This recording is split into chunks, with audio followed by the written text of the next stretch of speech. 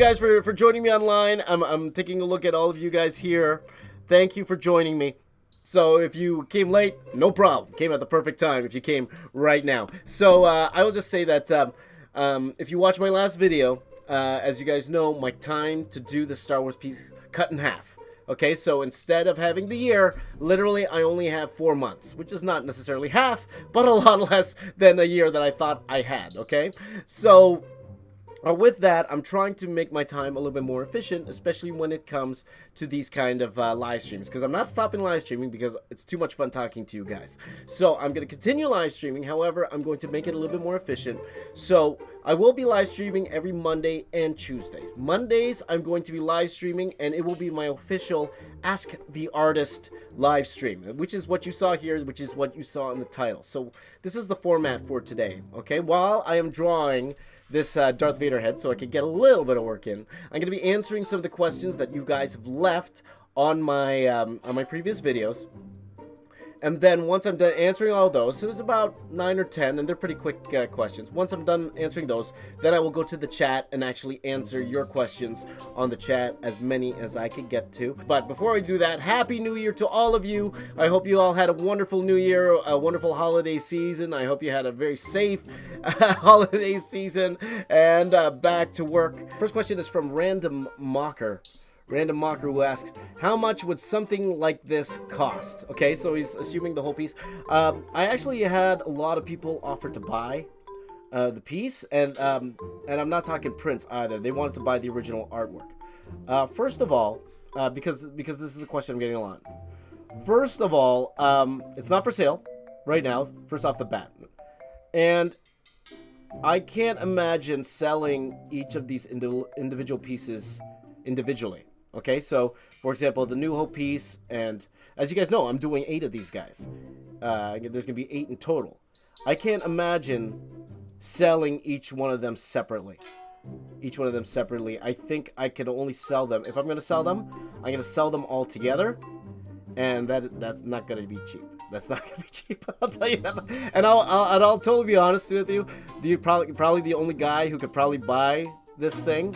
Also because it's gigantic, guys. Like, this thing is literally going to be the size. It's like a mural. It's going to be literally the size. I don't know if you can see it, my sidewall here. The whole thing. That's the size of this mural at the end of it. And it's not going to be just a few $1,000s. This thing is not going to be cheap. I think the only one who could possibly afford this that I would consider selling it to would be like George Lucas. George Lucas himself. Or someone like that. Or J.J. Abrams, or, you know, someone with that kind of money, because it will take a lot of money. If not, I'd rather just keep it. I'm a hardcore fan. That would be something for me. Okay, just quickly, Eric says, do a funny face. There you go. There you go. So the next question: how long did this take? How long did the Star Wars piece take? I am actually not sure. I'm not sure in total, mainly because like, I know how much the Premiere file says, okay? But that's just the recorded video. That doesn't include, you know, the time I'm wasting changing the battery, you know, or looking through research when I'm not recording, like all that kind of stuff. That doesn't include when I was laying out the entire piece. So how long does it take? The actual Premiere file said roughly around, I think it said around 50 hours or so. So I would say add at least another 10 hours to that, at least. So I would say about 60 hours in total for that particular piece. So if you think about it, if I worked on it full time, I could probably, you know, but, you know, all of this depends on, you know, how tired you are and all that kind of stuff. But in theory, I could probably banged it out in a week if that's all I worked on, or if that's all I did during the week. I probably could have banged it out in a week, but according to the time, that's how much. All right, and this comes from Christopher Keiko. Christopher Keiko. I never knew how to pronounce his last name. And he says, really well done this year, man. That Unicron is my favorite. So much attention to detail on all your work. Now, it's not really a question, more a comment. But the reason I'm mentioning it is, if I want you guys to check out his channel. CCAYCO. Check it out if you guys aren't subscribed to him already. I find we are very similar. His channel and mine, where we do a lot of like, he just finished drawing all 721 Pokemon, okay, and coloring it. And it took him about 3 months, and he live streamed the entire thing. The entire thing. So if you're into Pokemon, go check that out. Especially you people who really hated my attempt at Pokemon. Go check it out. I've been following him for quite a while now. I find our paths are similar. We have a similar amount of subscribers. He has about 5,000 more than me. But I find the things that we do are similar, and we actually reached out to each other. We're probably gonna do a collab in the future once I finish up all of this kind of stuff. But go check him out if you can. So that was just a cheap plug for for my buddy. Okay, so check that out. All right. This is from Comics Drawer. Comics Drawer asks, I have a question. Why don't you try to make comics again with all the experience you gained during your interviews? And I think one of the main reasons is it's a been there, done that type thing. I've done that already. I've done the comic books. I've done the grind, and I've gotten older, as you guys know. I'm an older gentleman, and I don't think I could handle the grind of a regular comic book for Marvel and DC comic book. Like, I know the grind. I know the staying up nights, even though I'm probably going to do that for this particular piece. But I know the kind of grind that you're in. I know the dissatisfaction you have if you can't make all the artwork your 100%, which is pretty much 100% of the time. And for me, I'm past that now. Like, I've done it already, so I don't really have that itch to go into comic. Now, let me just draw this like this here. And let me get on to the next question, okay? Clumsy Captain, off the same video. Are you Filipino? Yes, I am. I am Filipino-Canadian. I've been to the Philippines quite a few times. But I wasn't born there. I was born in Toronto area, in the Toronto area. I was born in a city called Brampton, Ontario, Canada. And I've lived in Brampton for most of my life, and then I moved around. I moved to Vancouver, and then moved around Toronto. So I've been mostly here most of my life. But I am Filipino, though I can't speak the language. That's unfortunate. I can't speak the language, so my wife can keep secrets from me. She's Filipino, all right? Next question. Awesome work. It turned out great. It was great to see it come to life during the live streams. Comic Legend asks, what was the name of the white pen you used to add the details at the end of your inking? Thanks. Sure. The only reason I answer this question because I actually got a couple new materials. Okay, so I started using this one here. This Bic Whiteout 2-in-1. This Bic Whiteout 2-in-1. I started been using this a lot. It has a pen and it has a brush, and I find that it works pretty well. I've been enjoying this one pretty well. The other one that you saw me use was actually a Uniball gel pen. A Uniball Signal Broad gel pen. I showed you guys this before. It's okay, but it turns gray after a while, so it's not the best.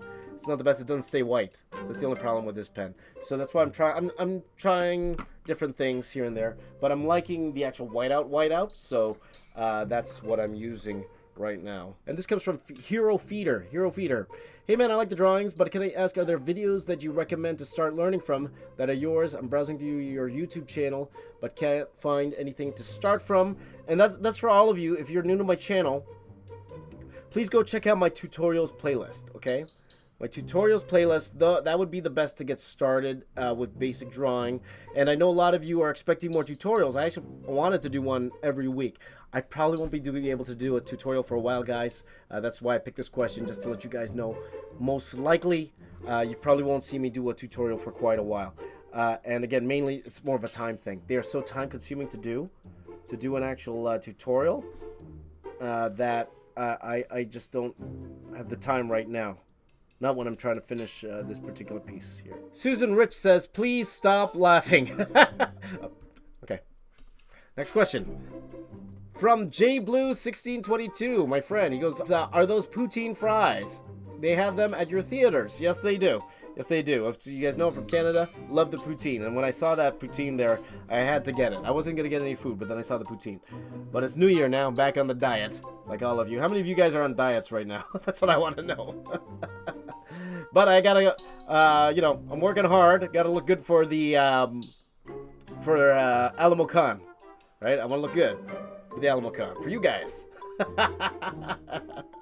Like you guys care.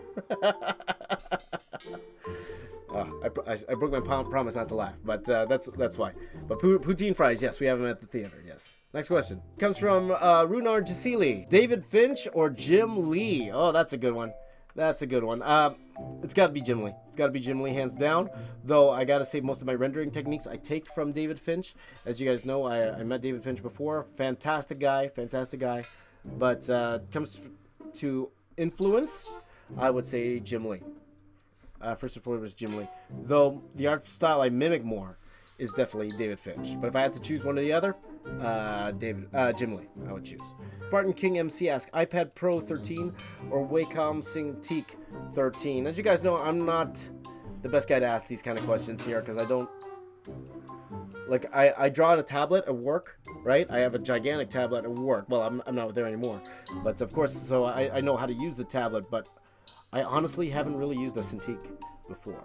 Like, I've played around a tiny bit with it, but nothing to a professional level with a Cintiq itself. So I'm the worst guy to talk to about drawing on a Cintiq or a tablet. So, again, maybe that's one of those things I will do live on my channel, is when I know eventually I will have to get a Cintiq. It's just, I don't have to right now. Pen on paper, guys. Pen on paper. What is the greatest thing that outside providing for your family? This is from Corbin Reason, by the way. Corbin Reason asks, what's the greatest thing outside of providing for your family that keeps you motivated with your art? And what inspires you the most? That's a fantastic question. I would say that's outside of the family. It's the love of drawing. Love of drawing itself. That's what keeps me motivated the most.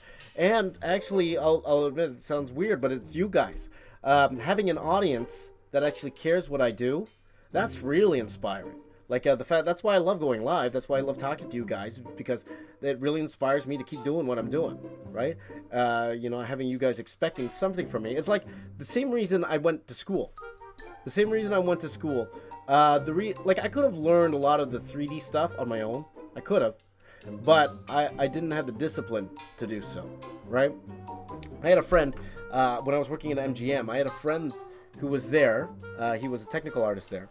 Let me just check this quickly. 1 second, guys. Just make sure I'm still recording. Good.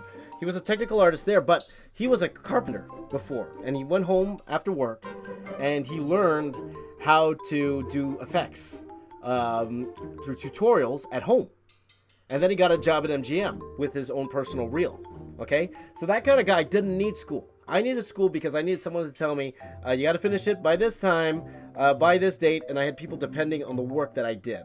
So that in the same context, that's what's great about this YouTube channel, is that I'm a little bit held accountable by you guys, which is fantastic. Helps me out, and helps me get things done. So that's why. All right, but that's one of the greater inspirations, right? So Brain Latch. Thanks, James, for the cool videos. I was checking your full pieces playlist, but noticed you never spent time talking about the coloring. Did you do the coloring as well for the full pieces? Do you do it digitally? Sorry if someone asked that. Keep on the good work. I have answered this question before, but again, I'm answering this because a lot of the newer subscribers have been asking me this question, so I thought I'd answer it again.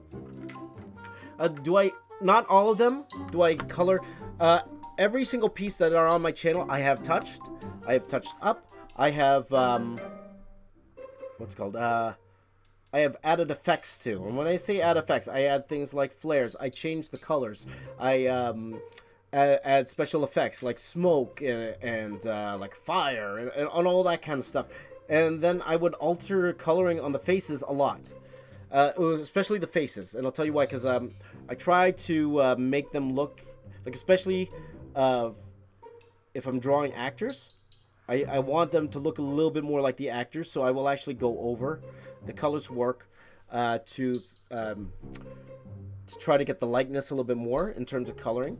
Now, the colors I mostly work with, I used to work with a great guy, Thomas Mason. Go check him out. He's amazing. He did a lot of the first pieces on my channel, and then I started working with my buddy Kieran Oates, who's still doing a bunch of stuff for me. He's going to be coloring that Voltron piece I did a few for Inktober. He's going to be coloring that, and some of my Overwatch pieces. Like, he's taken over those, so hopefully you guys will get to see those in the coming months. But usually he will do the image. He would send it to me, and then I would go over and add my own flair to it, without hopefully destroying what he did, like, because what he does is phenomenal. But then I add on top. There are some pieces I colored myself, like the LeBron piece, the first Force Awakens piece. I colored those myself. The ones I do for collabs, like the Schmoes Know, the what's it called, the Screen Junkies one, the Tyrone Magnus, all of those I colored myself, right? So I do color myself. If I had the time, I would color everything myself. I just don't have the time. Now, what does that mean for this particular piece? I'm still going to attempt to color this myself.